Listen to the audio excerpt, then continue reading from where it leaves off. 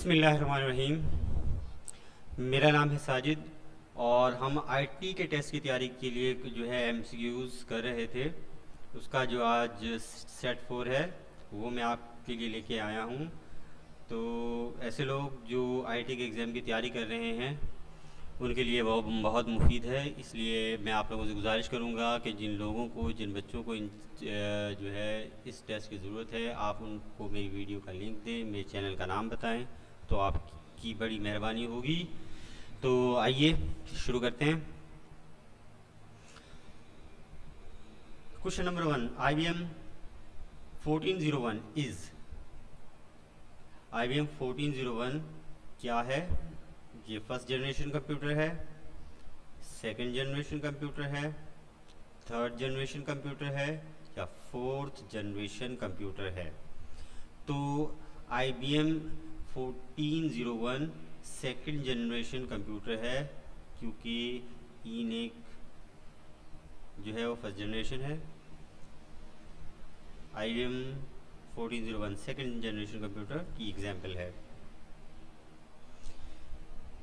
Chief component of first generation computer was, कि main component क्या था फर्स्ट जनरेशन के कंप्यूटर के अंदर, मतलब कौन सी टेक्नोलॉजीज़ जो है वो इस्तेमाल की गई थी उस दौर के कंप्यूटर के अंदर। उसके ऑप्शन देख लेते हैं। ट्रांजिस्टर्स इस्तेमाल किए गए थे वहाँ पे, वैक्यूम ट्यूब्स एंड वाल्व्स इस्तेमाल किए गए थे, इंटीग्रेटेड सर्किट यानी कि ICs इस्तेमाल की गई थी, नन ऑफ अबव, इनमें से कोई भी नहीं। तो इसका सही आंसर है answer B, vacuum tubes and valves इसके अंदर इस्तेमाल हुए थे। और ये बहुत बड़ा कंप्यूटर बना था, तकरीबन एक रूम के जितना, और बहुत ज़्यादा हीट जो है वो प्रोड्यूस कर रहा था और इसे चलाने के लिए बहुत ज़्यादा पावर की ज़रूरत थी। Question number 3, second generation computers were developed during. अच्छा जी, ये पूछ रहा है कि सेकेंड जनरेशन जो कंप्यूटर है वो किस दौर के अंदर बने थे? 1949 टू 1955, 1956 टू 1965, 1965 टू 1970, 1970 टू 1990। तो ये हुआ था ऑप्शन बी, 1956 टू 1965 ये दौर रहा है सेकेंड जनरेशन कंप्यूटर का।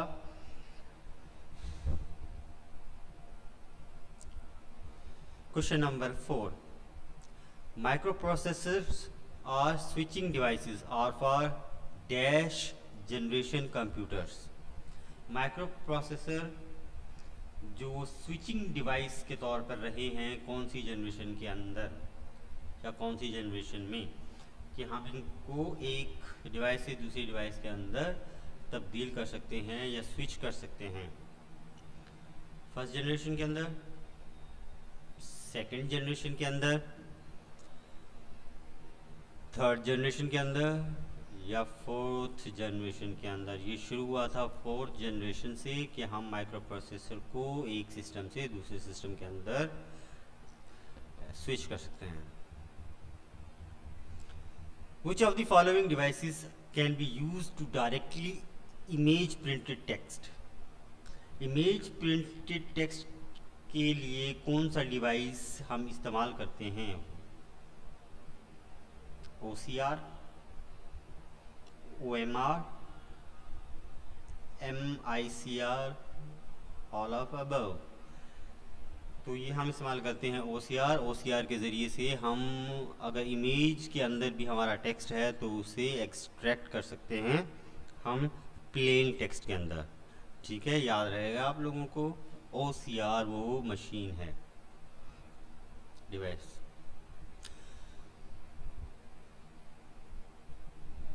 The output quality of a printer is measured by, कि क्वालिटी को किस तरह से हम मेजर करते हैं प्रिंटर की?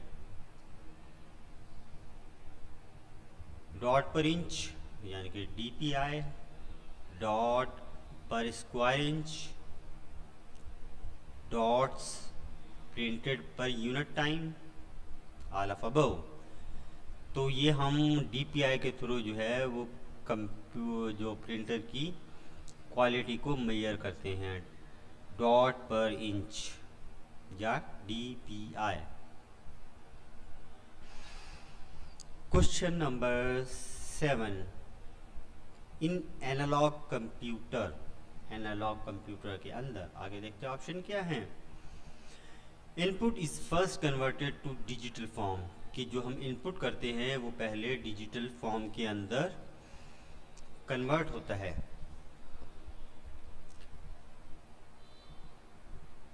Input is never converted to digital form, input जो है कभी भी डिजिटल फॉर्म के अंदर कन्वर्ट नहीं होता एनालॉग कंप्यूटर में।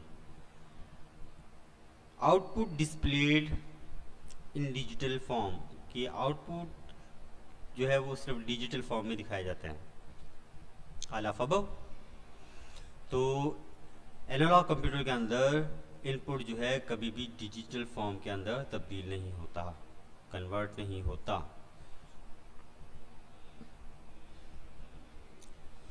इन latest generation computers the instructions are executed, जदीद जो कंप्यूटर की जनरेशन है उसमें इंस्ट्रक्शन कैसे एग्जीक्यूट होती हैं।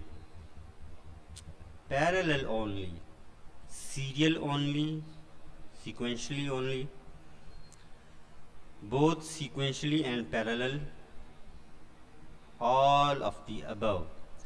तो आजकल के जो कंप्यूटर में ये दोनों ही तरीके इस्तेमाल किए जाते हैं, सीक्वेंशली भी और पैरेलली भी। तो करेक्ट आंसर है सी।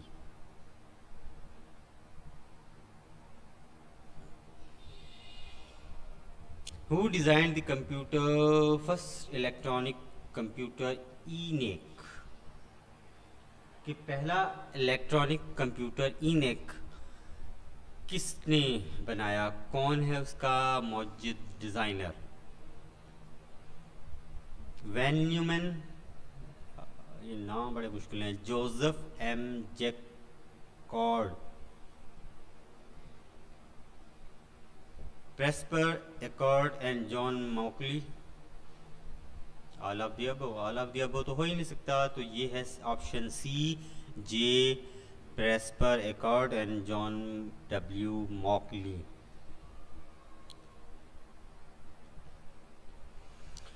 Who invented the high level language C language आप लोगों को पता होगा कि बहुत अच्छी लैंग्वेज है और बहुत इजी है समझने में अगर आप बंदा इसको सीखने की कोशिश करे।